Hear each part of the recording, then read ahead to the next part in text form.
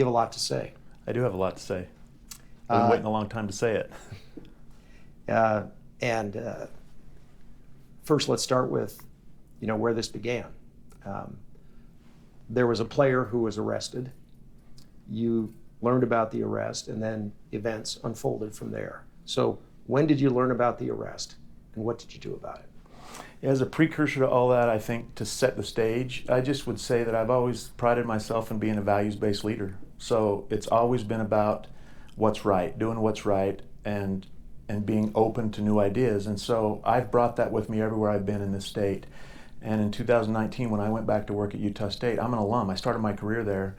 I knew about the issues and the problems that Utah State had dealt with Title IX, and I was excited to be part of that solution. So that takes us to April 12th of 2023. I received a call from Coach Blake Anderson, and he reported that there had been a domestic issue with one of the student athletes that he'd just become aware of. And I immediately, I was headed to a meeting on campus in Old Main, and so after the meeting, I pulled Amy Crosby aside, who's our senior women administrator. I've worked with her many years, and the interim vice president, Eric Olson, over student affairs. We had a brief conversation. I relayed what I'd been told. We determined Eric would send the report, which is completely within the training we've received and the rules of how to report. He put all three of us on the report, and he sent that afternoon. So within 4 hours of me hearing about it, it was reported properly. Now it's reported through a portal. Occasionally it's like a black hole. You report it and it goes, and then you should hear something from Title IX at some point. In this case, I never heard from Title IX about this. And I never heard from the Office of Equity about this case at all. And since you were on the report, you would have typically heard. You would have had something come back. My experience at Utah State, now it's a little different than what I dealt with at Weber State, but my experience at Utah State was we had a running meeting. I was the interim AD at the time.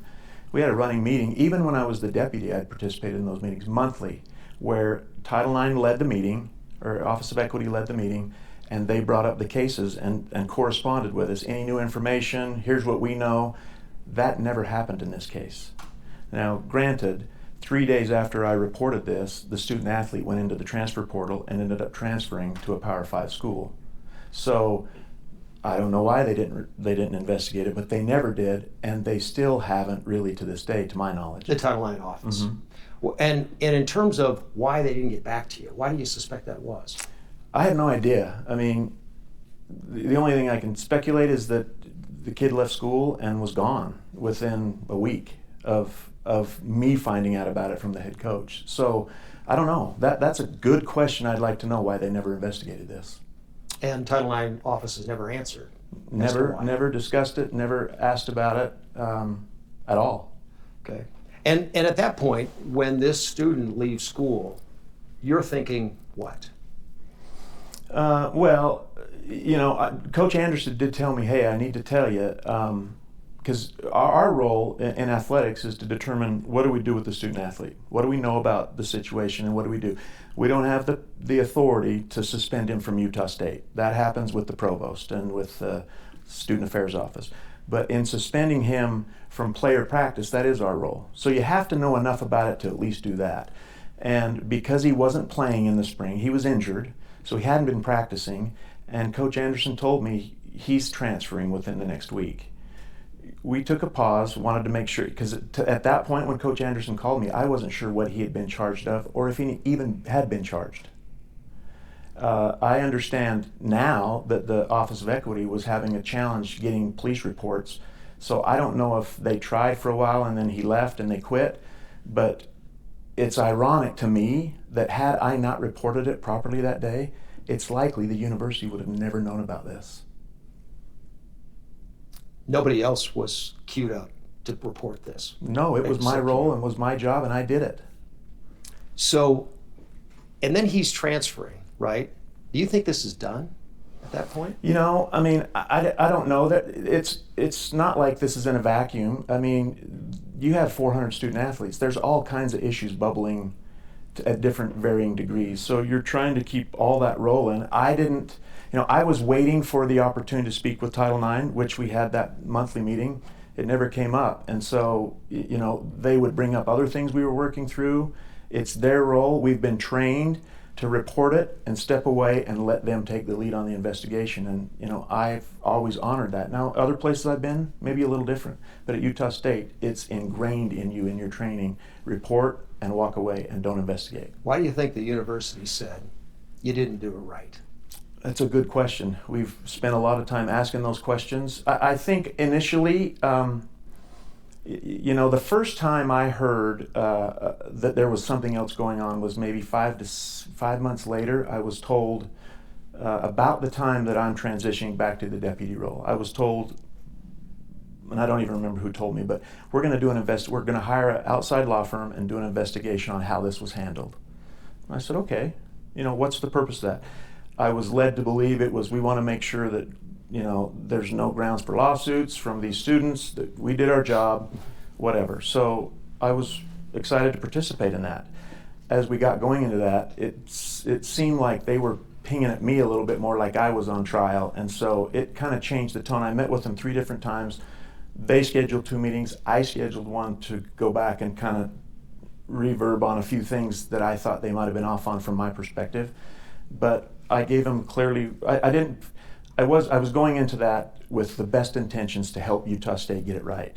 It turns out probably that I was the one being investigated along with my peers who were let go. So you went in thinking you could help, but That was always the plan. Do you feel you became a target at that point? Yeah, I felt that way. As I look back over the totality of all this, of course I feel like I've been a scapegoat. And the way the universities handle this, they have dragged my name through the mud. They have put stuff out there which I have never seen a university do before, frankly. So I do think there's some personal vindictiveness in this case for me. So why? Why would they do that? You know, I don't know. I mean, you know, Blake Anderson, it may have started with Coach Anderson, but I don't really know. So he didn't report to you right away. I mean, right? The arrest occurred on the 5th, and you got a report from the coach on the 12th. Yeah. So there was a lag time between the arrest and you knowing about it. Yeah. There's no doubt. That's not in dispute. No, that's a fact. And I don't recall my conversations with Coach Anderson about that. I've since learned from Coach Anderson that he reported it when he found out about it. But those are his stories to tell. All I know from my perspective is when he reported it to me, within 4 hours, it was reported properly to the university. Did you try to cover for this kid? I've never tried to cover for a student athlete. I've never tried to do that. I've never done it. I would never do it. I didn't know the kid. I didn't talk to the student athlete directly. I never investigated this, as has been claimed by some. I never talked to him nor the alleged victim, ever. I mean, I've been doing this a long time. So when I got the report, I passed it along, and I was ready to hear from the Office of Equity on any questions they had. Did you give Title IX everything you knew about this At that point, everything I knew, which wasn't a lot, but they've always told us, get the report in. We can do the investigation and find out more. We want to know as soon as you know, and we'll take it from there and find out more. So what I knew was reported. So going back to the university and dragging your name through the mud, what do they got against Jerry Bovee? You know, I've thought about that a lot because I'm an alum. I started my career there. All the good things, I met my wife there. I mean, there's warm feelings. I left an AD job at Weber State in my hometown to go back to my alma mater. So I certainly never anticipated it would end like this. I've had a lot of support from the community. There's a lot of angst right now in the community about why would you do this to an alum that's served in the state of Utah his whole career. I spent 12 years at the Utah High School Activity Association. I mean, Utah is my home. I do think that because I had experienced some issues from the new Athletics Director, Diana Sabo, when she got there, that maybe that was pulled into this, because I had made some complaints about what I considered to be a toxic environment in athletics as she came to the university. Because of her? Because of her. Yeah, I wanted to work with her. I didn't come to Utah State as the AD. I came to do my part for my alma mater. And so when I was made interim AD, I went after the job, true, but I was also fine to go back to my role and be part of the solution. And I don't know if I took up a little too much oxygen, but there was clearly an angst that I felt and the staff felt initially between me and Amy Crosby, who were the top two leaders, both alums. I mean, Amy played volleyball at Utah State. So the animosity, the angst wasn't between you and Amy Crosby, but No. it was between you and Amy Crosby and the athletic director I felt that from the start. from the start. And when you say a toxic environment, what do you mean? What was going on? Just the like I started to have job duties taken away from me. There were conversations. I was the senior leader. I was her go-to, should have been. There were conversations being had with other staff members about job duties being taken away. I was the lead fundraiser, and within a month I was taken off the road in football. I mean, it was clear that I just wasn't, that we weren't connecting. I tried many times to connect with her and said, hey, how can we help? In fact, there was one time I met with her and she asked me, what does Amy Crosby even do here? And I said, you've been in this 24 years, you ought to get to know her. And she said to me, it's not my job to get to know you and her, it's your job and her job to get to know me. So that was what I was dealing with from a leadership standpoint. And finally in the fall, I decided I need to report this up. It's not good. So you report this to HR. Are you the only one who goes to HR in the athletic department? At the time that I went to HR, I thought I was, but as I got into my conversations with the staff there, I was told that multiple other employees in athletics had already been over to complain about the very same items. And what do you know about what they reported? They didn't speak of that much. They just said others are feeling the same way you are, that there's some tension, and which tension in athletics is a common thing. It's a high octane environment anyway, because Sure. we think we're curing cancer. We're just playing games, right, and teaching kids and all that. But coaches tend to fly at 10,000 feet, clipping the treetops, and administrators need to fly at a higher altitude, and we work through those scenarios. This was different. This was in an open staff meeting of mine. She came in and took over the meeting and basically threw me to the wolves in front of my staff. There was those kind of things, and yet I continued to try to be professional and supportive, because I've been in this a long time. I get that there's different dynamics. What I was dealing with was different than anything I'd ever experienced. And she's treating other people poorly as well. And they're telling you this. Yeah. And the complaints are increasing. The intensity of those complaints is getting hotter. What's going on? It would ebb and flow. I would come home at nights to my wife and say, I think we can work this out. And then the next day, it's not going to work. It's just, it was up and down for me. I've since been told by many staff that are since my departure that, hey, we didn't realize you were covering a lot of this for the staff. A lot of this was taken out on you as the top leader.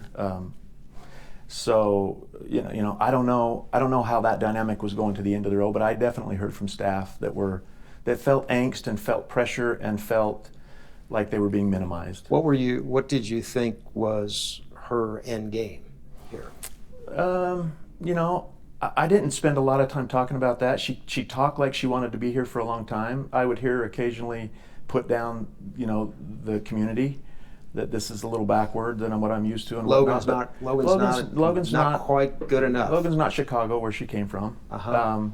But it's a great place. It's a place that I love, and I just said, give it time. And so we were working through. There were good days. I'm not saying that it was constantly. There were good days where I thought, we're going to work through this. It's just her leadership style.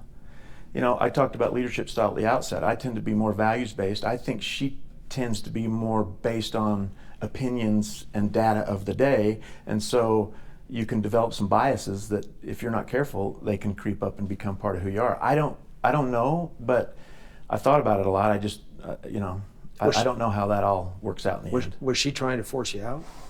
I asked her a couple of times, do you need me to just get out of the way? Because that's part of our business, right? I said, do you need me to leave? One time she said, no, we're going to work this through. Second time, a couple months later, I said, there's something going on here. I'll just get out of your way and go. And she pointed at me and said, you will leave when I say you leave. And I said, is that a threat? And then it kind of ebbed down, and we went on with the day. So definitely I knew that there were challenges, but I also didn't want to leave a place that I'd come back to retire. I came back. Utah State folks have scar tissue from people coming, making a name for themselves, and going on to somewhere big. I came back to retire and be part of the solution. So I didn't want to just walk away and give it up. If she would have told me, I need you to leave, you take up too much oxygen, whatever, I'd have left.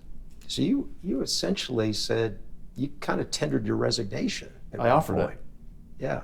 That wasn't something she wanted. But you'll leave when I say you leave.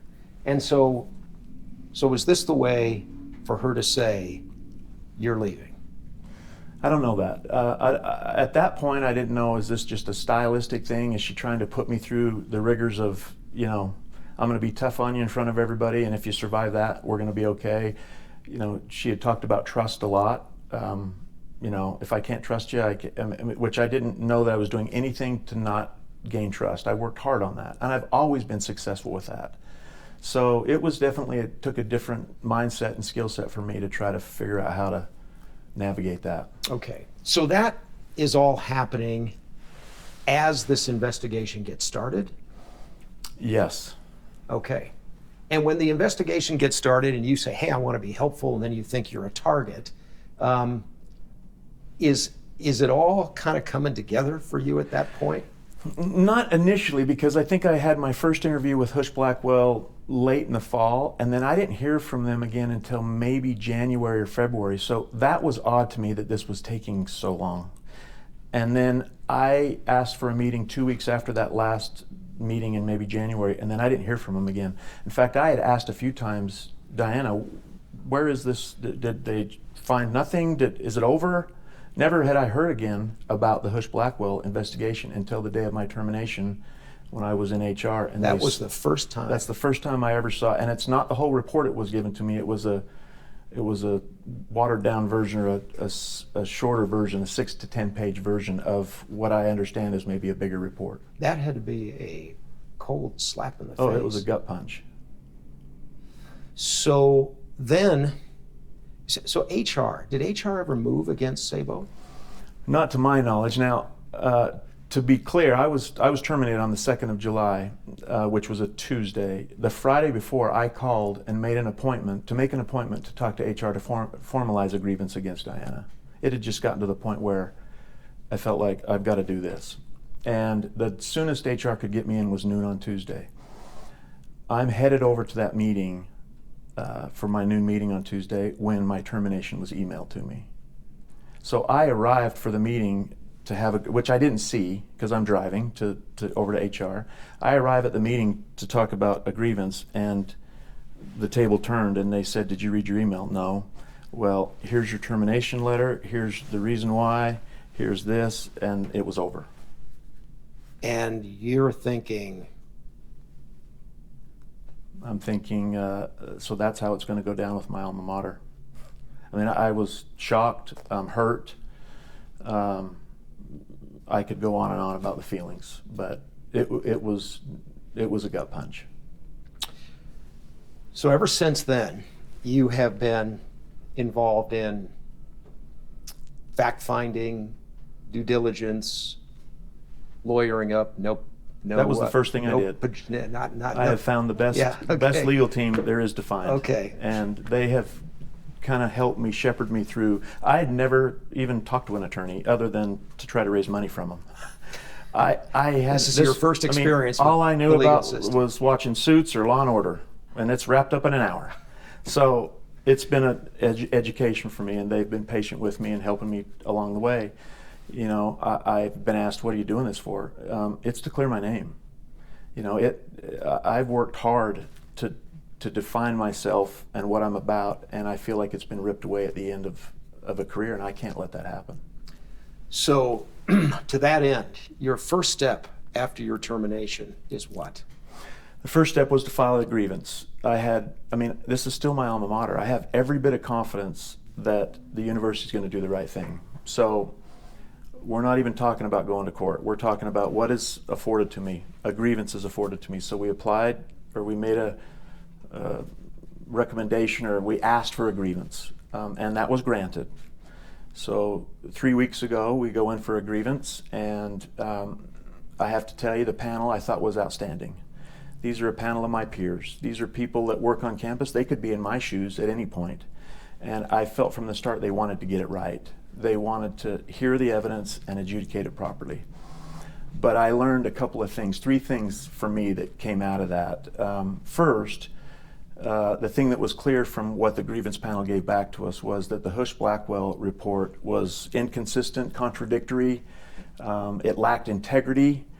Those are the words they used. And they discounted that report, which was the full reason of my termination.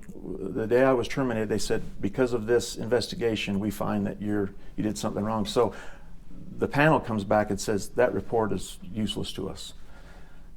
Secondly, they asked a question about the equity office. They said, if 4 people on the ground floor in the trenches doing the work every day are held accountable for something, why was the equity office left unscathed?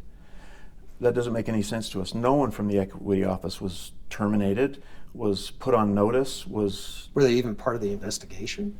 As far as you know? The No. law firm investigation? I'm not aware they were.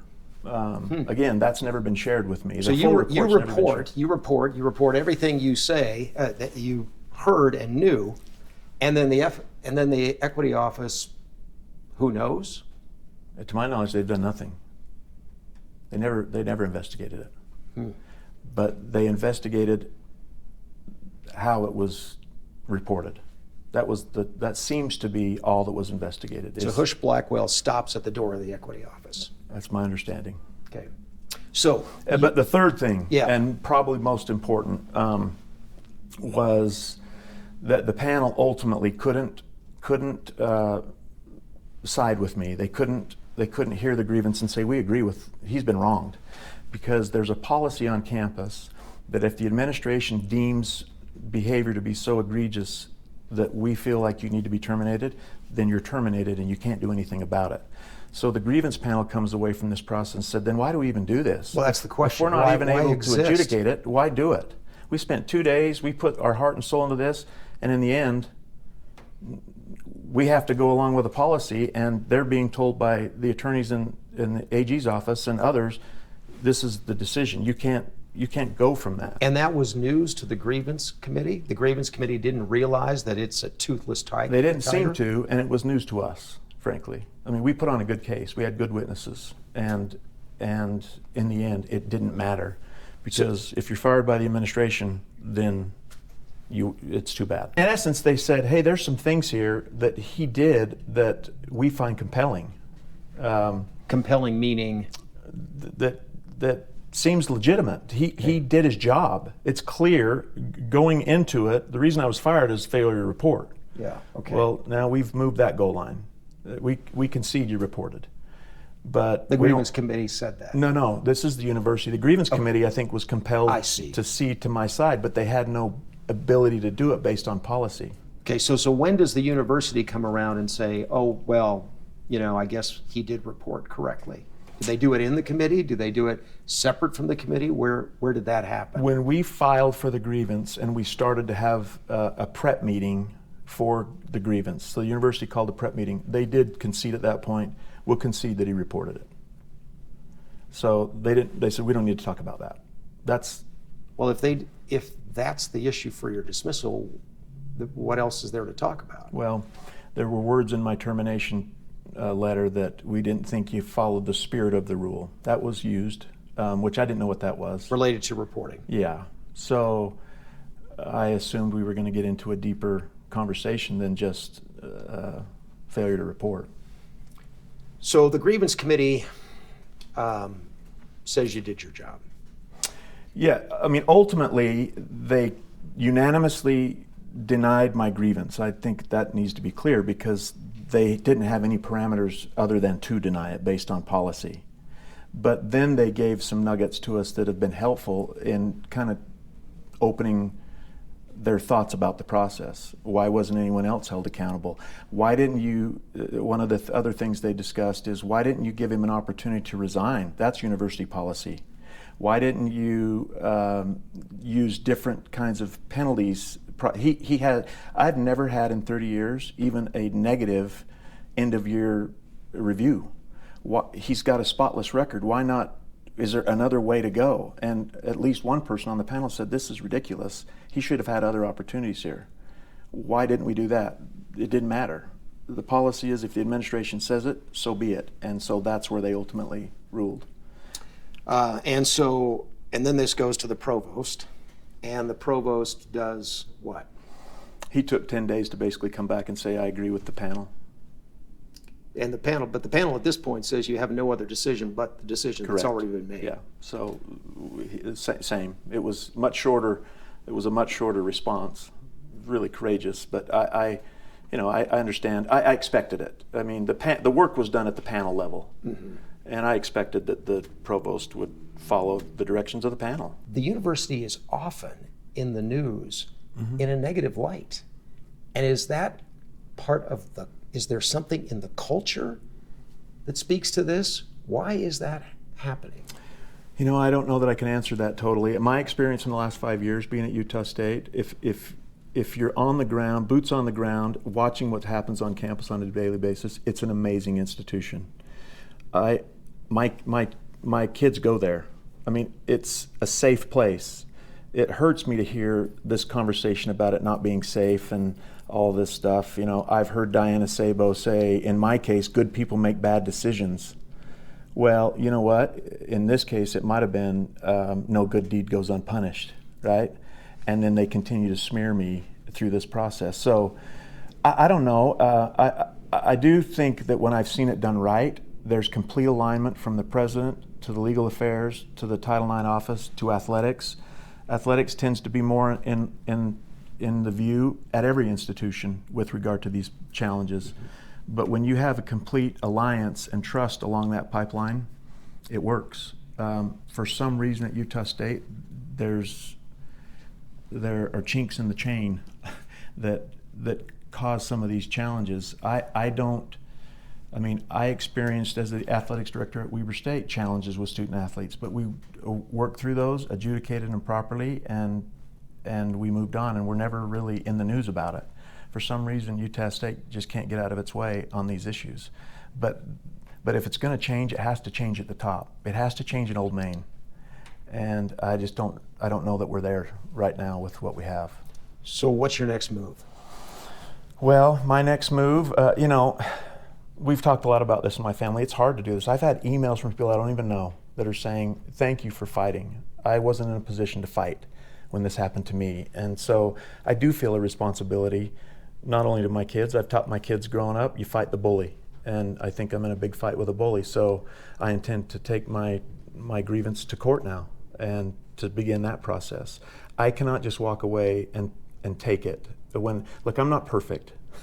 I make mistakes like anybody else, but I didn't do what I was accused of doing, and I intend to take that argument as far as I can take it until my name is cleared, until I know that everyone, people that know me, they're accepting that. They're like, we know you, but I want my name cleared from this. I don't want to be wrapped up in this because I didn't do what I was accused of doing. So a lawsuit is coming. It's coming. Soon. Soon. And the bully is who? That's a good question. I think the bully for me are people like Diana Sabo, who had a chance to lead and failed in that respect. I would say the president. I would say legal affairs. Like I say, I don't feel like they trusted in me in my leadership role, in an interim role. For whatever reason, the communication chain didn't work. I do think that clearly from the panel's view, the Office of Equity needs work. And if you look at the DOJ report, the Office of Equity has not performed to what the expectation is. So that needs some work. That's got to be done by leaders. But right now, I know for my sake, I did my part, I did my job. I've been wrongly accused of something that I just can't take. So 3 of the 4 fired are men, 1 woman. How much is gender a part of this? I don't know. I would hope that it has nothing to do with it. I would hope that it's about character, it's about integrity. I've worked with Amy Crosby for 15 to 18 years. She was with me at Weber State. You won't find a finer person in this industry, and I've met my peers across the country who is in it for the student athlete experience. She was a former student athlete. She was wrongly terminated, and she'll have her day too. Her grievance is coming, but they don't come any finer than her. I can't see that she was fired for gender. You know, I don't know about coaches. Coaches, like I say, they fly at the treetops. They're passionate, and it's what makes them good. But they need direction too. And so I don't know that you mix all of these together. They're all different. You've said some very supportive words about Amy Crosby. Would you say the same about Blake Anderson and Mr. Albrecht? Austin Albrecht is an alum. I don't know, to this day, I don't know why he was terminated. I have no concept to that. You know, Blake Anderson maybe is a little more, there's a little more to that. Head coaches get involved in a lot of different things. Coach Anderson came here in 2019. I can tell you, with this situation with me, he reported it to me, and I reported it up the chain. And he maintains, you know, he's going to have his day. He maintains that he reported it, which clearly he did, and he'll have his time to defend himself. But I've never had an issue with him personally to doubt that he wasn't doing his job. Do you regret anything that you've done related to this entire situation? Yeah, I mean, that's a good question, because you can always go back and play Monday morning quarterback. You know, but I go back to my training of you do your part. When the information comes to you, you push it up the line. I mean, should I have called Title IX and said, where does this stand? I'd never done that before. I'd never been trained to do that. So, you know, knowing what I know now, if I'd have done that, would it have made a difference? All I know is, had I not reported it, likely it wouldn't have ever come up, and I'd still be employed at Utah State. He went into the transfer portal 2 days after, and so doing my job and reporting it ended with the result of me being terminated. I just can't fathom that.